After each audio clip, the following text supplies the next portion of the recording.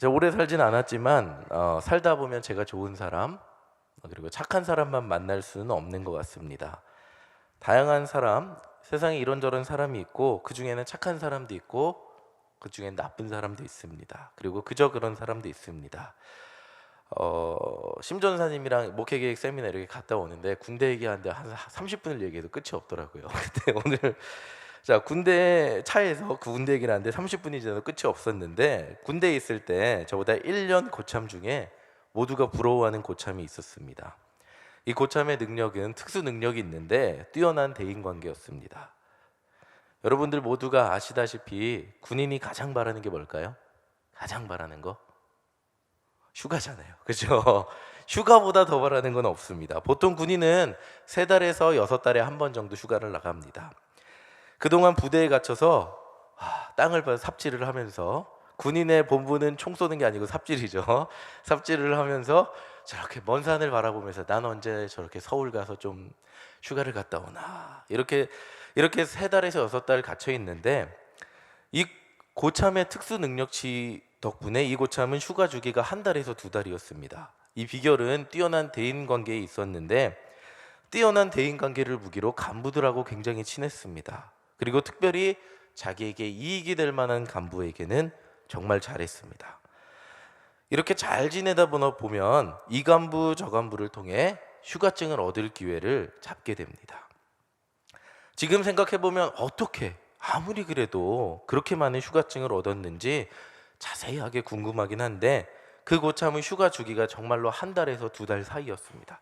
가장 부대에 오래 있는 게 2달이었습니다. 그리고 저녁 전에, 이제 사회에 나오기 전에 마지막 달은 거의 1달 통째로 없었고, 저녁 전 하루만 와서 잠자고 집에 돌아갔습니다.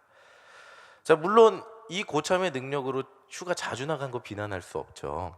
근데 이 고참은 다른 후임들에게 이것 때문에 많이 욕을 먹었습니다. 이 고참이 자신의 휴가를 위해서 그 부대나 분대나 소대에 내려오는 포상 휴가증을 분대장하고 이렇게 독식해서 둘이 나눴던 거예요. 이 고참이 휴가를 감으로써 다른 부대원들은 이제 포상 휴가를 거의 못 받는 상황이 됐어요. 나중에 뒤에서 욕하는 후임들과 계산을 해보니까 부대원 평균 휴가 일수와 이 고참의 휴가 일수가 거의 2배에 가까웠습니다. 근데 아무리 뒤에서 욕을 먹어도 이 고참은 뛰어난 대인관계를 통해서 겉으로는 굉장히 잘 지내다가 집에 갔습니다. 전역했습니다. 그때 후임들이 욕하면서 한 말이 있습니다. 아무리 욕을 먹어도 세상은 저렇게 살아야 돼. 그렇게 이야기를 했습니다. 뒤에서 모두가 욕하면서도 한편으로는 그 고참의 수완과 능력을 부러워했습니다. 재미있는 것은 세상에 나와서 살아보니까 세상살이도 비슷하다는 것입니다. 모두가 손가락질해도 결과가 남부럽지 않게 사는 것이면 사람들은 욕하면서도 그 사람의 인생을 부러워하기도 합니다. 때로는 정직한 사람보다 남을 이용하고 남의 것을 조금 빼앗고, 아니 이것보다 더 악한 사람들, 나쁜 사람들 하나님 어디 계시나, 그 사람들 잘 사는 모습을 보게 됩니다. 이것을 보며 때로는 하나님이 불공평하신 건 아닌가 하는 그런 질문을 갖게 됩니다. 이 질문을 가지고 오늘 말씀을 함께 보았으면 좋겠습니다. 하나님 불공평한 하나님이실까요? 악인을 내버려 두는 하나님이실까요? 이 질문을 가지고 오늘 말씀을 함께 보겠습니다. 오늘 다니엘 말씀에 등장하는 왕은 지난주 4장까지는 느부갓네살, 바벨론이 가장 강성했을 시기에 그 이스라엘을 정복한, 예루살렘을 정복한 왕이었습니다. 근데 오늘은 벨사살 왕이 나옵니다. 이 벨사살 왕은 아들처럼 묘사가 되어 있는데 실제로는 느부갓네살 왕의 손자입니다. 이 벨사살 왕은 어느 날 자신의 나라 귀족 1000명을 위해 잔치를 베풀었습니다. 굉장히 큰 잔치였다고 해요. 그 당시 기록을 보면, 바벨론 기록은 역사 고고학적으로 남아있죠. 점토판에. 그 당시 기록을 보면 잔치가 굉장히 컸고, 그 잔치에는 그냥 먹고 마시는 것만이 아니라 종교적인 축제도 같이 있었다고 합니다.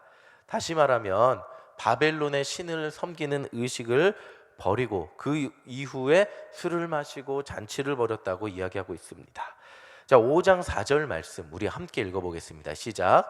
그들이 술을 마시고는 그 금, 은, 구리, 쇠, 나무, 돌로 만든 신들을 찬양하니라. 보시면 술과 함께 종교적 파티를 했다는 것을 알 수가 있어요.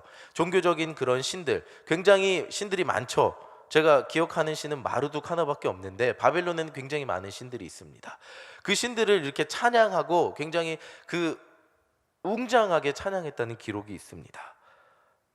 근데 이렇게 조용히 자기들 신만 자기들 마음대로 자기들 거 가지고 찬양했으면 끝났을 건데 건드려서는 안 될 것을 건드렸습니다. 5장 3절 우리 함께 읽어보겠습니다. 시작. 이에 예루살렘 하나님의 전 성소 중에서 탈취하여 온 금 그릇을 가져오매 왕이 그 귀족들과 왕후들과 후궁들과 더불어 그것으로 마시더라. 자, 이게 건드려서는 안 될 게 뭐냐면 느부갓네살이 예루살렘을 정복할 때 성전에 있던 기물들을 가져왔어요. 그릇들을 가져왔어요. 그리고 건드리지 않고 그 바벨론 땅에 어딘가에 왕궁 창고에 넣어놨어요. 근데 이 벨사살 왕은 자 이제 그것을 갖고 와서 거기에 담아서 술을 먹자 이렇게 했어요. 그것으로 마시더라 이렇게 이야기하고 있어요. 자, 레위기 10장 2절 3절 함께 보겠습니다. 우리 함께 읽어보겠습니다. 아론의 아들 나답과 아비후가 각기 향로를 가져다가 여호와께서 명령하시지 아니하신 다른 불을 담아 여호와 앞에 분향하였더니 불이 여호와 앞에서 나와 그들을 삼키매 그들이 여호와 앞에서 죽은지라. 지금 그 향로에 하나님께서 말씀하신 불만 담아야 되는데 다른 종류의 불을 담았더니 어떻게 됐어요? 바로 그 불이 삼켜서 아론의 아들들은 죽었습니다. 이 말이 뭐냐면 굉장히 성전 기물을 다루는데 굉장히 엄격했다는 거예요. 굉장히 엄격했다는 거예요. 자, 사무엘상 2장 12절 14절 우리 함께 읽어보겠습니다. 엘리의 아들들은 행실이 나빠 여호와를 알지 못하더라. 그 제사장들이 백성에게 행하는 관습은 이러하니 곧 어떤 사람이 제사를 드리고 그 고기를 삶을 때에 제사장의 사환이 손에 3살 갈고리를 가지고 와서 그것으로 냄비에나 솥에나 큰 솥에나 가마에 찔러 넣어 갈고리에 걸려 나오는 것은 제사장이 자기 것으로 가지되 실로에서 그곳에 온 모든 이스라엘 사람에게 이같이 할 뿐 아니라. 자, 엘리의 아들들은 하나님께 드리는 고기를 마음대로 취했어요. 그 결과 어떻게 됐죠? 전쟁에 나가서 죽었고 엘리의 가문은 끝이 났습니다. 사랑과 은혜의 하나님이지만 하나님 앞에 드리는 제사의 법은 굉장히 엄격하게 다루고 있습니다. 오늘 본문에서 벨사살 왕이 하나님의 성전 기물을 가지고 이방 신들을 섬기는 데 사용했습니다. 그리고 자신들이 흥청망청 술을 먹는 데 사용했습니다. 이 모습을 본 이스라엘 백성들의 기분은 어땠을까요? 만약에 보았다면 가슴을 치며 통곡할 일이죠. 눈물 흘렸을 장면이죠. 근데 벨사살 왕의 힘이 너무나 셌기 때문에 아무것도 할 수 없었을 겁니다. 그러나 역시 이 순간 하나님의 역사가 일어나기 시작합니다. 다니엘 5장 5절입니다. 함께 읽어보겠습니다. 그때 사람의 손가락들이 나타나서 왕궁 촛대 맞은편 석회벽에 글자를 쓰는데 왕이 그 글자 쓰는 손가락을 본지라. 자, 왕이 하나님의 성전 기물을 자기 마음대로 더럽히고 있을 때 손가락이 나타났습니다. 그리고 왕궁 벽에 글자를 쓰기 시작합니다. 이것을 본 벨사살 왕은 두려움에 떨기 시작합니다. 이 세상 모든 것 자기 마음대로 할 수 있는데 마음대로 할 수 없는 자연현상, 이거 자연현상이 아니죠. 뭔가 특별한 초자연적인 현상이 나타났습니다. 그 왕은 사람의 생명조차 내 마음대로 할 수 있는데 도저히 통제할 수 없는 상황이 나타나니까 두려움에 떨게 됩니다. 자신과 함께 술을 마시며 잔치를 즐기고 있는 그 신하들, 그리고 그 큰 제국의 지혜자들, 그 중에 아무도 그 글자를 해석할 수 있는 사람이 없었습니다. 다 놀라고 두려워하는 것밖에 할 수 없었는데 벨사살 왕의 어머니가 나타나서 다니엘을 소개합니다.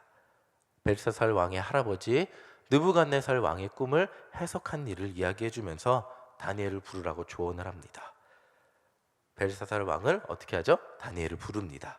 그리고 너가 이 꿈을 해석한다면 이 나라의 세 번째 가는 사람으로 삼을 테니 글자를 해석해 달라고 합니다. 자, 다니엘은 먼저 해석하기 전에 이렇게 이야기합니다. 22절, 23절 우리 함께 읽어보겠습니다. 벨사살 왕이여, 왕은 그의 아들이 되어서 이것을 다 알고도 아직도 마음을 낮추지 아니하고 도리어 자신을 하늘의 주제보다 높이며 그의 성전 그릇을 왕 앞으로 가져다가 왕과 귀족들과 왕후들과 후궁들이 다 그것으로 술을 마시고 왕이 또 보지도 듣지도 알지도 못하는 금, 은, 구리, 새와 나무, 돌로 만든 신상들을 찬양하고 도리어 왕의 호흡을 주장하시고 왕의 모든 길을 작정하시는 하나님께는 영광을 돌리지 아니한지라. 자, 다니엘은 왕 앞에서 담대하게 이야기합니다. 당신이 잘못하고 있습니다. 하늘의 하나님을 몰라보시고 당신은 그 성전 기물로 술을 마시는 데 사용하고 헛된 우상들을 섬기는 데 사용하고 있습니다. 자, 그렇기 때문에 손가락이 나와서 이런 글자를 이야기하였다고 지적을 한 후에 이렇게 이야기하고 있습니다. 우리 24절부터 28절 좀 긴데 함께 읽어보겠습니다. 이러므로 그의 앞에서 이 손가락이 나와서 이 글을 기록하였나이다. 기록된 글자는 이것이니 곧 메네 메네 데겔 우바르시니라. 그 글을 해석하건대 메네는 하나님이 이미 왕의 나라의 시대를 세워서 그것을 끝나게 하셨다 함이요, 데겔은 왕을 저울에 달아보니 부족함이 보였다 함이요, 베레스는 왕의 나라가 나뉘어서 메대와 바사 사람에게 준바되었다 함이니이다 하니. 자, 다니엘이 해석하기는 손이 쓴 글자는 메네 메네 데겔 우바르신이라는 글자였습니다. 자, 메네는 여기 보시다시피 하나님이 왕의 나라의 시대를 세워서 이제 당신의 통치는 끝났습니다. 그리고 데겔은 왕 당신은 하나님 보시기에 너무 부족한 사람입니다. 베레스라고 써 있는데 이게 우바르신하고 같은 이야기라고 하는데, 자, 베레스는 왕의 나라가 나뉘어서 이제 다른 민족에게, 민족 사람들에게 정복당할 것이라고 이야기하고 있습니다. 결국에는 이 말은 이 손가락이 심판의 이야기를 적고 있다고 이야기하고 있습니다. 자, 이 말씀이 항상 말씀드리지만 다니엘의 말씀은, 다니엘이 쓰여진 가장 큰 목적은 포로된 이스라엘 백성들에게 역사의 주권은 하나님께 있다고 이야기해 주는 데 있습니다. 역사가 흘러가는 것, 오늘도 이 다니엘, 제가 저번에 설교를 하고 그 사이에 북한이 수소폭탄 핵실험, 엄청난 핵실험을 했죠. 엄청난 핵실험을 한다고 해서 그 역사의 주권이 김정은에게 있는 것이 아니라 역사의 주권은 하나님 손 안에만 있다는 것을 다니엘서, 그리고 오늘 성경을 읽는 우리에게 이야기해 주는 것이 이 다니엘서의 목적이라고 할 수 있습니다. 그리고 오늘 말씀에서 증언하고 있는 다른 한 가지는 악인의 최후입니다.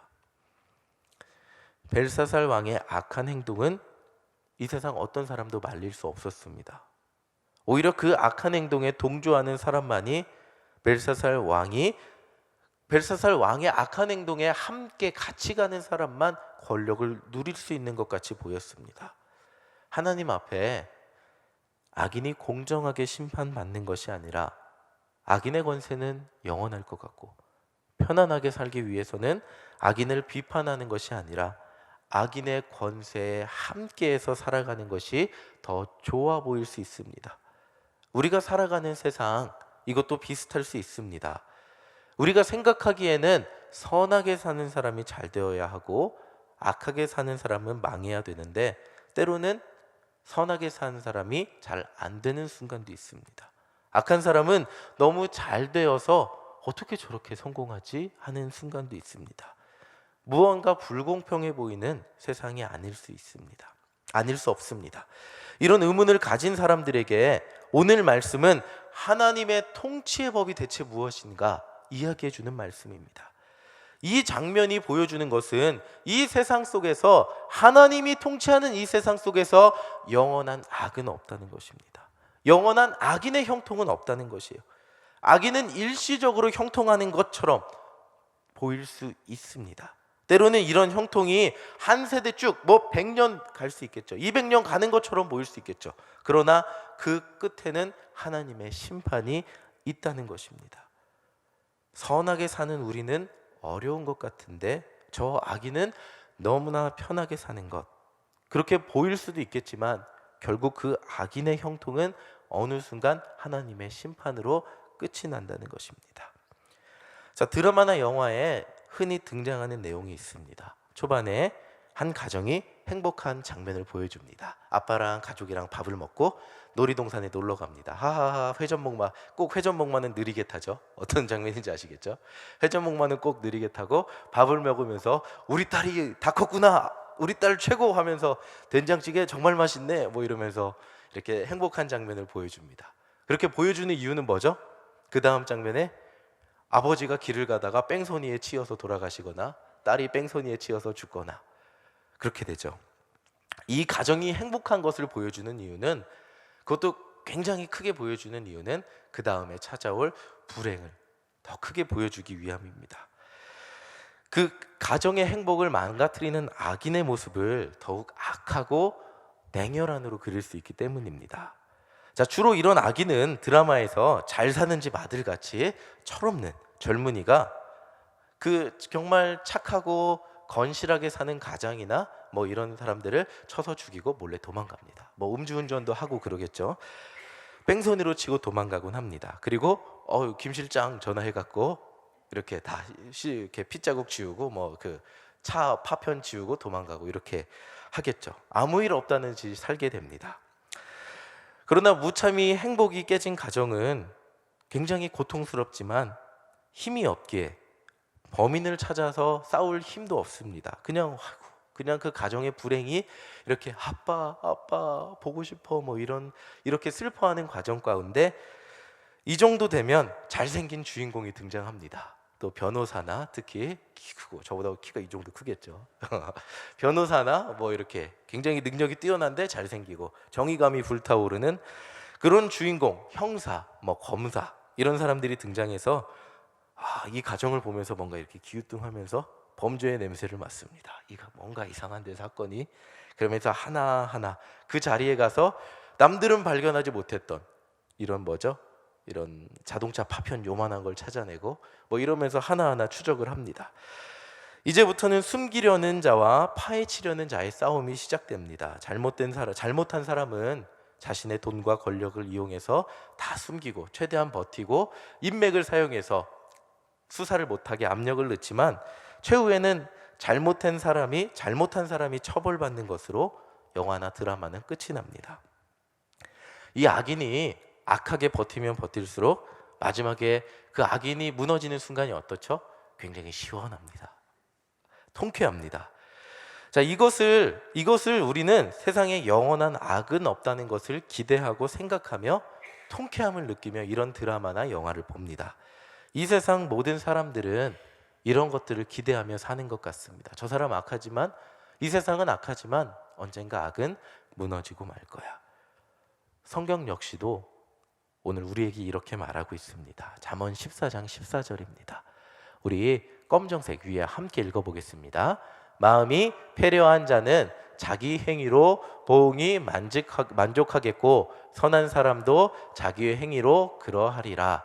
자, 이 말씀을 쉬운 성경, 현대인의 성경으로 밑에 써 있는데 빨간색, 이번에 함께 같이 읽어보겠습니다. 악한 사람은 악한 행위에 대한 대가를 받고 선한 사람은 선한 행위에 대한 보상을 받는다. 이것이 성경이 이야기하고 있는 법칙이에요. 세상에 아무리 악한 사람이 득세하는 것 같이 보여도 잠시 일시적인 현상이라는 것입니다. 오늘 5장의 말씀은 이렇게 끝이 나요. 5장, 다니엘서 5장 말씀, 자, 함께 읽어보겠습니다. 시작.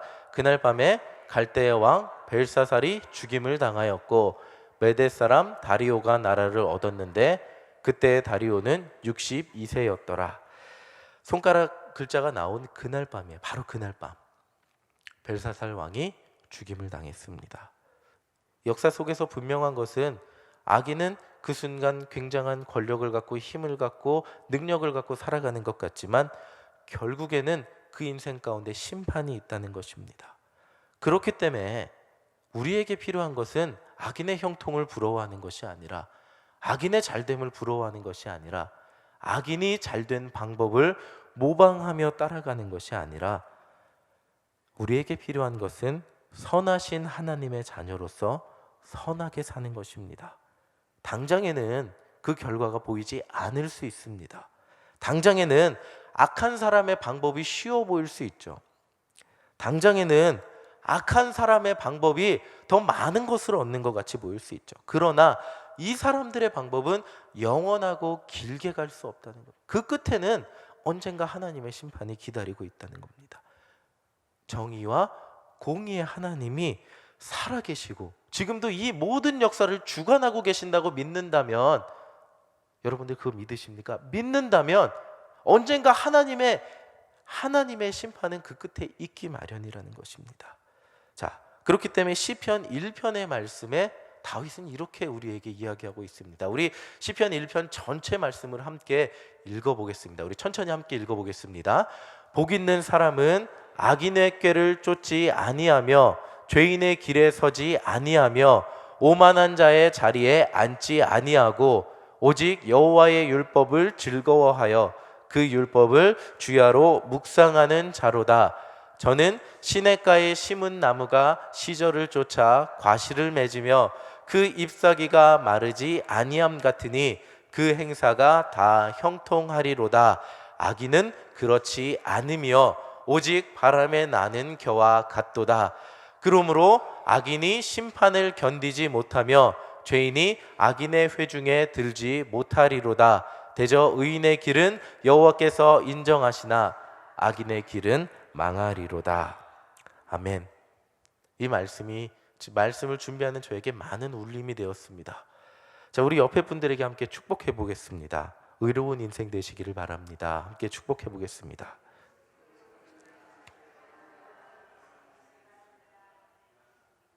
한 번 더 축복해 보겠습니다. 하나님께서 인정하시는 인생을 사시기 바랍니다.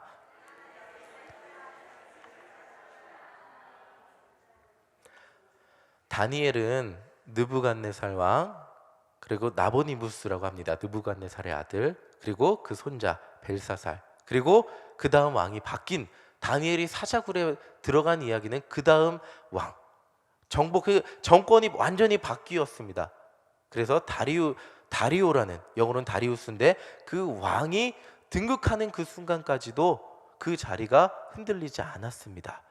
하나님이 누군지를 알고 의로운 방법으로 살아갈 때 세상이 흔들리고 변하여도 결국에 그 자리는 흔들리지 않았음을 알 수 있습니다. 왕이 바뀌어도, 그리고 다니엘을 비호하던 사람들이 바뀌어도 다니엘의 자리는 하나님께서 함께하사 견고했음을 알 수 있습니다.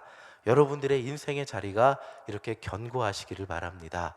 그러기 위해서는 옳은 방법, 인생의 선한 방법, 인생의 쉬운 길을 가는 것이 아니라 하나님께서 원하시는 바른 길을 가는 저와 여러분들이 되시기를 간절히 소망합니다.